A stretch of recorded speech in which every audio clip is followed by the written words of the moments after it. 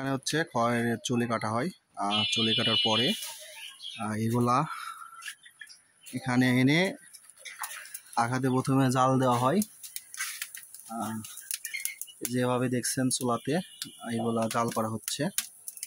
তারপর এখান থেকে যে আপনার কষগুলো বের হবে খয়ের, আর সেই কষগুলা নিয়ে ড্রামে এভাবে জাল করা হয়। খেজুরের গুড় যেভাবে জাল করা হয় ঠিক তেমন।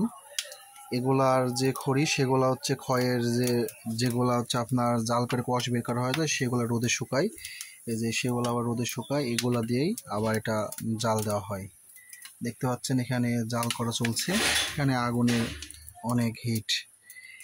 এগুলা কিছুক্ষণ পরে খয়ের আকার ধারণ করবে। এগুলা কেমন সময় লাগে চাচি?